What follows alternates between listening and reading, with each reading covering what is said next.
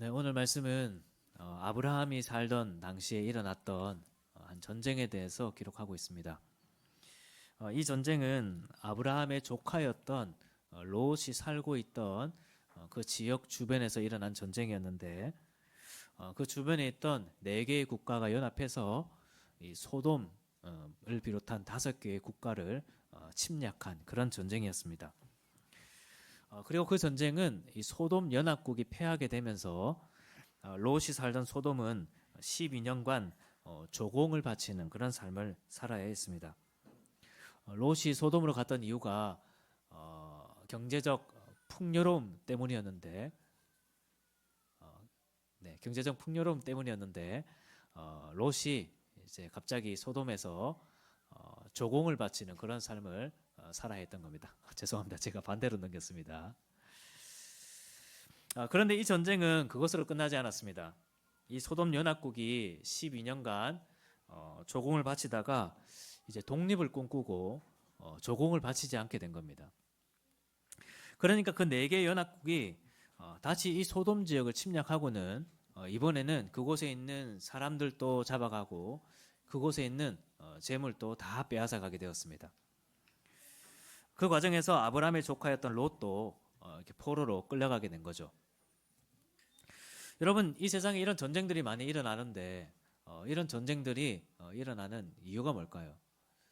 요즘 또 세상에 보면 여러 가지 전쟁들이 많이 일어나지 않습니까? 그런 전쟁들이 일어나는 이유가 뭘까? 사실 우리가 이성적으로 생각해 보면 이 세상에 전쟁이 일어날 이유는 그렇게 많이 존재하지 않습니다. 우리가 각자가 서로를 존중하고 또 서로를 신뢰하면서 함께 잘 살기를 원하면 우리가 이 땅에서 싸우고 다투고 전쟁할 이유는 크게 없는 것입니다. 지난주에 한 뉴스를 봤는데 브라질에 있는 어떤 한 원주민들이 있었습니다. 아직도 외부와의 접촉을 극도로 경계하면서 자기들만의 공동체를 세워가는 그런 원주민들이었습니다. 그런데 굳이 그 원주민들 주변으로 나라가 벌목을 이어가고 또 원주민들이 외부 노출을 싫어하는데 그 위에 드론을 띄워다 가지고 막 촬영을 하고 그러더라고요. 그러니까 그 사람들이 얼마나 화가 나겠습니까? 그래가지고 막 엄청 날카롭게 또 행동하는 그런 모습을 볼 수 있었습니다. 사실 전쟁은 우리가 서로 존중하면서 같이 잘 살아보자 그런 마음으로 살면 이 세상에 전쟁이 일어날 이유는 크게 없습니다. 그런데 여기에서 딱 하나가 빠지면 거기서 전쟁이 일어나죠. 우리가 다 같이 잘 살자가 아니고 우리만 조금 더 잘 살아보자. 그게 돼버리면 거기에서 전쟁이 일어나게 됩니다. 무슨 말이냐니까 전쟁은 늘 자신의 이익에 대한 욕심이 그 원인이 되게 됩니다. 지금 이 14장의 전쟁도 결국 자신들의 그 이익 때문에 일어난 전쟁이었습니다. 사랑하는 여러분, 우리는 이런 모습을 굳이 오늘 이 전쟁이라는 모습에서 보지 않아도 우리의 삶 속에서 일어나는 여러 가지 전쟁을 통해서도 볼 수 있습니다. 우리는 지금 세상에서 일어나는 어떤 물리적인 전쟁을 보지만 우리 내면에서도 또 우리 관계 속에서도 다양한 전쟁들이 일어나고 있죠. 지난주에는 우리 아이 학교에서 보니까 운동회가 열리더라고요. 요즘 운동회라고 하면 아주 뉴스에서 자주 나오는 소식이 있죠. 초등학교에서 운동회가 사라지고 있다. 운동회뿐만 아니라 운동장은 있지만 교과 시간 이외에는 체육 활동을 하지 못하는 부산 같은 경우는 3분의 1 정도인가요? 서울 같은 경우는 한 5분의 1 정도의 학교가 학교에서 운동회 체육 활동 하지 못하게 한다고 합니다. 그뿐만 아니라 현장 학습, 수학 여행, 또 등수별 시상식 이런 것들이 초등학교에서 사라지고 있다고 합니다. 왜 그러냐니까 운동회를 하면 주민들이 시끄럽다고 민원을 넣고 또 현장 학습을 하고 아이가 다치면 부모님이 민원을 넣거나 또 소송을 넣고 또 등수별로 시상을 하면 상을 받지 못하는 우리 아이들이 박탈감을 느낀다고 민원을 넣어서 그래서 이런 일들이 학교에서 다 사라지고 있다고 합니다.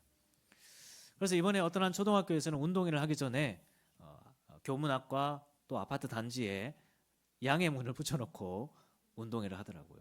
그 양해문을 누가 만들었냐 하니까 초등학교 친구들이 우리 운동회 하니까 조금 시끄럽다라도 양해해 주십시오. 그런 양해문을 만들어서 붙여놓고 운동회를 하는 것을 봤습니다. 여러분, 오늘날 우리는 너무 예민한 사회를 살아가는 것 같습니다. 나에게 자그마한 불편함이 있거나 아니면 내가 얻을 수 있는 조그마한 이익이 조금이라도 더 있으면 정말 악착같이 살아가는 것 같습니다. 운동장이 있고 놀이터가 있는데 거기에서 아이들이 소리를 내는 것을 내 권리를 침해한다고 여기고 그것을 갈등의 소재로 삼는 겁니다. 아이들이 다치고 상처 입고 박탈감을 느끼는 것, 이런 것들을 다 싸움의 소재로 만들어서 어떻게든 내가 손해보지 않으려고 하는 삶을 살아가고 있다는 겁니다. 지난주에 어떤 한 교사의 인터뷰를 봤는데 서로 이해할 수 있고 양해할 수 있는 부분인데 사사건건 전화 오고 민원 넣고 우리 아이는 이렇게 해달라, 그 요구가 받아들이지 않으면 교사에게 연락 올 뿐 아니라 관리자에게 민원을 넣고, 그래서 교사로서 해야 할 일을 못하겠다, 그런 인터뷰를 했었는 걸 봤습니다. 사랑하는 여러분, 우리는 이런 세상 속에서 어떻게 살아가야 될까요? 우리도 정말 세상에 일어나는 큰 전쟁을 보고는 있지만 우리 삶 속에서 이런 다툼과 갈등과 전쟁을 너무 많이 경험하면서 삽니다. 오늘 말씀 13절에 보면 아브라함은 이런 소식을 듣고는 집에서 훈련된 사람들 318명을 데리고 그 침략자들을 쫓아가게 되었습니다. 그리고 가서 그 침략자들을 쳐 부수고 그들이 빼앗아갔던 재물과 또 조카 롯까지 모두 다 되찾아오게 되었습니다. 여러분, 이 일에 아브라함이 지금 얼마나 열정적이었는지 아브라함이 이동했던 경로를 한번 보시면 지금 이 빨간색으로 표시된 부분이 아브라함이 이 침략자들을 쫓아갔던 그 거리입니다. 오늘날로 따지면 한 600km 정도 왕복, 지금 대구에서 서울까지 왕복하는 것이 한 600km 정도 되더라고요. 그 정도 거리를 아브라함이 갔다 온 거예요. 아브라함의 나이 지금 70대 후반, 80대 초반입니다. 차를 타고 이동하는 것도 아니고 그런 노인이 이렇게 하는 것이 쉬운 일이겠습니까? 더군다나 지금 아브라함이 쫓아가는 침략자들은 보통 사람들이 아니었습니다. 우리가 읽지는 않았지만 14장에 보면 이 사람들이 이 소돔을 침략하기 전에 14장 5절에 보면 르바 족속, 또 수스 족속, 또 엠 족속을 쳤다, 그렇게 기록되어 있어요. 근데 이 족속들은 어떤 사람들이냐 하니까 아낙 자손들, 성경에 보면 아낙 자손이 나옵니다. 키가 큰 거인들, 우리가 잘 아는 골리앗과 같은 사람들이 아낙 자손들이었어요. 이 세 족속들이 바로 그런 거인족들이었습니다. 신명기에 보면 에밈이라고 되어 있는데요, 뒤에 임자가 붙으면 이제 히브리어에서는 복수형을 가리키는 거예요. 그러니까 엠 족속의 에밈 사람들, 그리고 르바 사람들, 르바임, 이런 사람들이 아낙 족속과 같이 거인족들의 사람들이었다는 겁니다. 그러니까 지금 이 침략자들은 이 소돔을 점령하기 전에 이런 거인족들까지 다 물리친 전투력이 엄청나게 강력한 군대들이었습니다. 그런데도 아브라함이 지금 그런 사람들을 향해서 그냥 쫓아간 것입니다. 318명을 데리고. 여러분, 물론 아브라함의 마음에는 그런 악인들에 대한 정의감만 있었던 것은 아니었습니다. 아브라함이 이렇게 했던 결정적인 이유는 14장 14절에 보면 자기 조카 롯 때문이었습니다. 아마도 아브라함은 하나님께서 자기에게 약속한 그 후손이 있었지 않습니까? 그 후손이 아마도 롯이지 않을까 하는 그런 생각들을 가지고 살았던 것 같습니다. 왜냐하면 자기 아내 사라는 이미 출산할 시간을 놓쳤고, 자기가 하나님이 주신 그 복을 이어받기 위해서는 자기가 데리고 있었던 그 롯이 희망이라고 생각할 수 있었던 것이죠. 그래서 지난 12장에서는 아내의 사라가 잡혀갔을 때는 그냥 나 몰라라 했던 이 아브라함이 지금 24장에서는 이런 열정을 가지고 이 침략자들을 향해 나아가고 있는 것입니다. 하지만 여러분, 아브라함에게 이런 연약함이 있었지만 하나님은 그런 연약함을 사용해서라도 지금 어떤 일을 하고 계시냐니까 이런 악인들을 심판하는 일을 이 아브라함을 통해 하고 계시다는 겁니다. 그래서 나중에 이 전쟁이 끝나고 멜기세덱이라는 하나님의 제사장이 찾아와서 아브라함에게 이렇게 말했습니다. 너희 대적을 네 손에 붙이신 지극히 높으신 하나님을 찬송할지로다. 지극히 높으신 하나님께서 지금 이 악인들을 스스로 지극히 높다 생각하며 자신들의 이익에 따라 스스로 높아지려고 했던 자들을 아브라함에게 넘기사 그들을 심판하게 하셨다고 고백하는 것이죠. 여러분, 이것이 하나님께서 이 아브라함이라는 사람을 부르신 목적이었습니다. 우리의 삶도 그렇습니다. 하나님께서 우리를 부르신 것도 이렇게 자기 이익을 따라 싸우고 다투고 갈등하는 이 세상 속에서 우리도 똑같이 살면서 똑같이 내 이익에 따라 갈등을 만들고 싸우고 그런 사람으로 살도록 우리를 부르신 것이 아니고, 오히려 이런 세상 속에서 악을 이기고 정복하는 그런 삶을 살라고 우리를 부르신 것입니다. 물론 우리도 연약하지만 하나님은 이런 연약함을 통해서라도 그런 일을 하도록 우리를 부르셨다는 거예요. 에베소서 6장 12절에 보면 우리의 싸움은 혈과 육을 상대하는 것이 아니요 통치자들과 권세들과 이 어둠의 세상 주관자들과 하늘에 있는 악의 영들을 상대함이라. 하나님께서 우리를 부르신 것은 이 세상의 악한 모습들이 나타날 때 그것을 대적하여 싸우도록 우리를 부르셨다는 겁니다. 그래서 우리는 이 세상의 악한 모습을 보면서 주님, 시대가 왜 이렇습니까? 주님, 이 세상에 왜 이렇게 팍팍합니까? 이 세상에 왜 이렇게 갈등이 많습니까? 그렇게 단식만 하고 있을 게 아니라 우리가 살아가는 이 세상 속에서 하나님이 나에게 이런 문제들을 주셨다면 그 이유가 뭘까? 얼마 전에는 우리 자녀들 오후에 돌봄한다고 저희 아파트 단지에 가서 놀이터에서 놀고 있는데 그 아파트 놀이터에서 아이들이 떠든다고 주민들이 민원을 넣어서 이제 그 놀이터를 못 간다고 얘기를 들었어요. 얼마나 단식이 되든지 아이들이 떠드는 소리가 없는 세상을 꿈꾸는 것이 얼마나 재앙인데 놀이터에서 아이들이 떠든다고 민원 넣는 거 가지고 저는 참 낙심이 되더라고요. 하지만 우리는 이런 세상의 모습, 우리의 모습을 보면서 그냥 탄식만 하고 있을 게 아니라 하나님께서 나를 통해 어떤 일을 하기를 원하실까? 때로는 우리도 아브라함처럼 연약함이 있고 때로는 순수하지 않은 의도로 살아갈 때고 많지만 하나님께서 이런 나를 통해 어떤 일을 해나가기를 원하실까? 그것을 고민하며 살아가야 하는 것입니다. 사랑하는 여러분, 이번 한 주간 하나님께서 우리로 하여금 싸워 이기도록 하시는 그런 악의 문제들은 어떤 것들이 있겠습니까? 혹시 우리도 세상 사람들처럼 나의 이익 때문에 갈등을 만들고 싸움을 만들지는 않습니까? 나의 이익 때문에 타인에게 손해와 피해를 끼치진 않나요? 아니면 혹시 그런 상황을 바라보고 있는 제3자의 위치에 있지는 않습니까? 또 이 5월은 가정의 달이라고 하잖아요.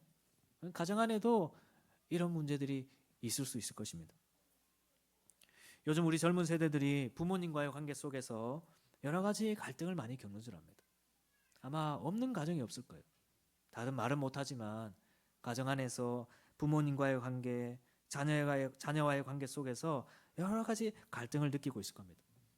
그것이 아마 전쟁처럼 느껴지는 분들도 계실 거예요. 그 문제를 속에는 어떤 금전적인 문제도 있을 거고 정서적인 문제도 있을 거고 어쨌든 그런 문제 속에서 결국 그 문제는 각자가 자기 입장만을 생각하다 보니 그런 갈등과 싸움이 일어나는 거 아니겠습니까? 그리고 이 문제들을 우리가 사실 어떻게 해결해야 될지 그냥 손 놓고 있는 분들도 많이 계실 겁니다. 우리가 이런 문제들을 이겨내야 한다는 것은 다 알지만 사실 굉장히 어려운 문제입니다. 얼마 전에 어떤 한 성도님께서 직장에서 겪는 어려움을 이야기하시면서 목사님이라면 어떻게 하시겠어요? 라고 하는데 제가 쉽게 대답할 수가 없었습니다. 사실 우리가 오늘 말씀을 보면서도 그래, 이런 문제는 이겨내야 되는 문제야.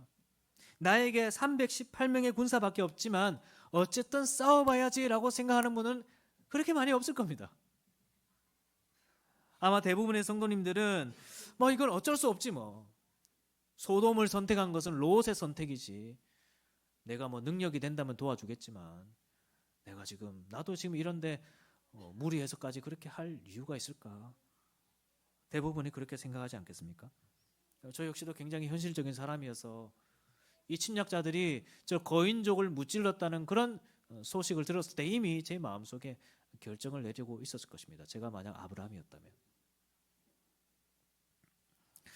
그런데 여러분, 하나님께서 우리에게 이런 문제들을 만나게 하셨다면, 그건 또 하나님께서 가지고 계셨던 어떤 이유가 있지 않겠습니까?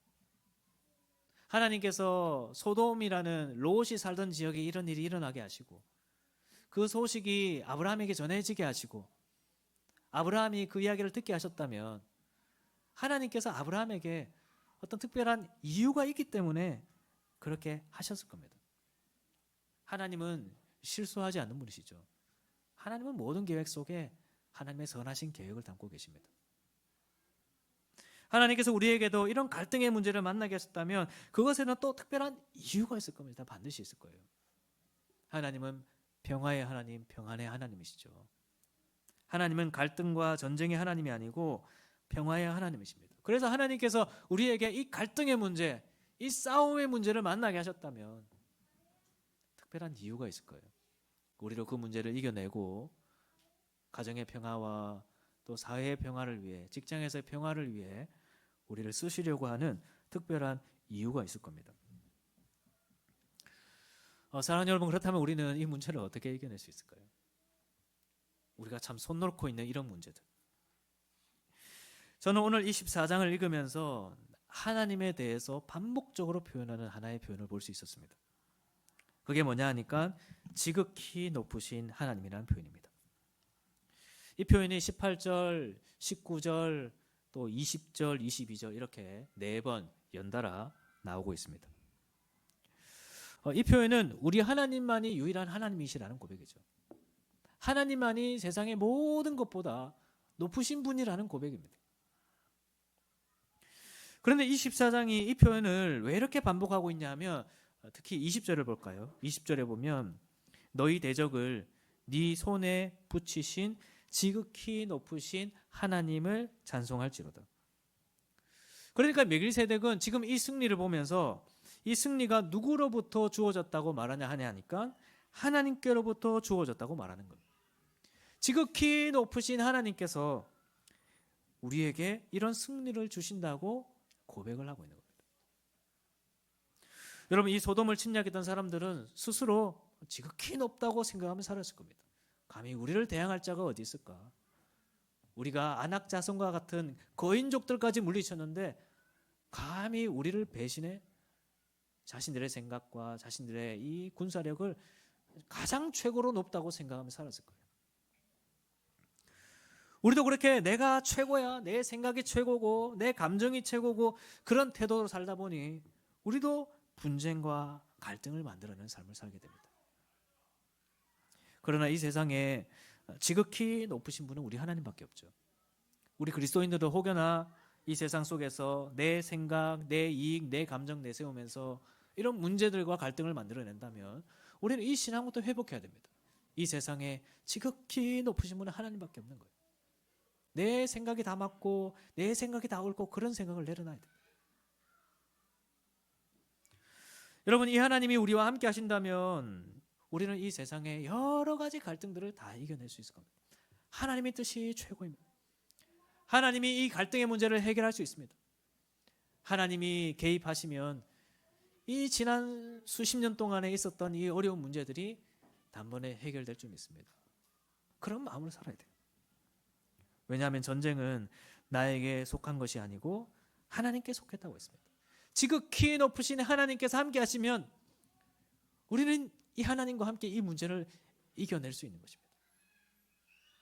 여러분, 아브라함의 승리도 한번 볼까요? 아브라함은 그렇게 강한 대적들을 다 무찌르고 롯과 또 그 재물을 다 되찾아오게 되었습니다. 그리고 이제 아브라함이 이렇게 지극히 높으신 하나님을 믿기에 어떤 승리를 또한 이루어내는지 한번 볼까요? 22절, 23절을 봅시다. 함께 우리 읽어보면 좋겠습니다. 22절, 23절입니다. 시작. 아브라함이 소돔 왕에 이르되 천지의 주제이시여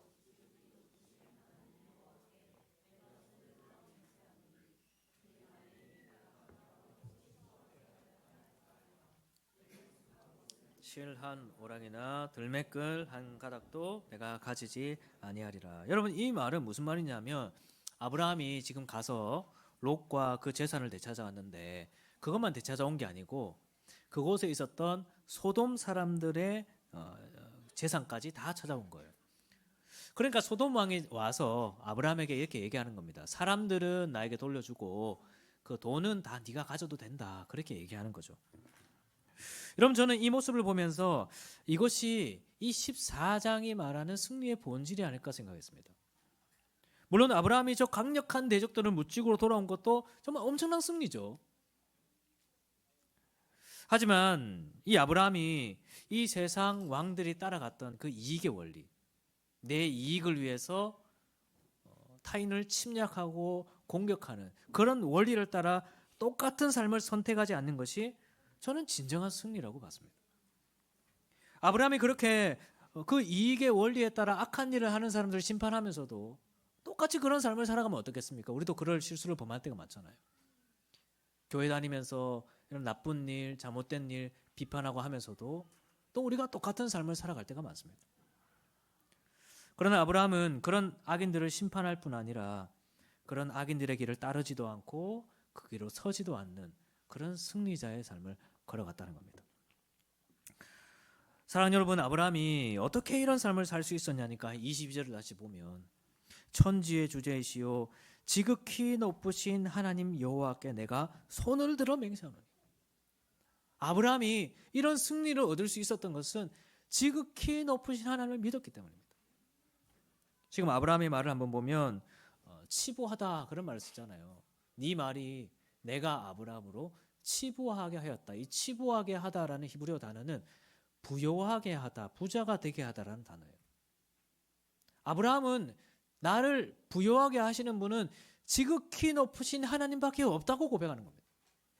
세상 사람들이 따라가는 것처럼 내 이익에 쫓아서 갈등과 분쟁을 만들어야 자기가 부요하게 되고 자기의 뜻이 더 내세워지는 게 아니고 나를 부요하게 하시는 분은 하나님밖에 없기 때문에 나는 세상 사람들이 걸어가는 똑같은 방식을 따라 살지 않겠다고 이야기하는 거예요. 지난 12장에서의 아브라함의 모습과 너무 달라진 모습 아닙니까? 여러분, 이것이 지극히 높으신 하나님을 믿는 사람들에게 주어지는 하나님의 승리입니다. 여러분, 이번 한 주간 우리에게 이런 승리가 있기를 주님의 이름으로 축원합니다. 지극히 높으신 하나님이 계시기에 우리의 삶에 해결되지 않는 문제들, 우리의 삶에 여전히 갈등과 다툼이 있는 문제들이 주님의 은혜로 해결되는 은혜가 우리의 삶 속에 일어나게 되기를 바랍니다. 또한 우리도 이 아브라함과 같이 이런 길을 또한 걸어갔으면 좋겠습니다. 세상을 정말 따르기를 원하지 아니하면서 죄인들의 길에 서지 않기를 원하고 오직 하나님 말씀 따라서 이 세상 사람들이 따라가는 이익의 원리에 따라 살지 않는 오직 하나님만이 나를 부유하게 하십니다. 하나님만이 나를 살게 하십니다. 하나님만이 나를 행복하게 하십니다. 그렇게 고백하며 살아갈 수 있는 우리 성도들이 되기를 주님의 이름으로 축원합니다.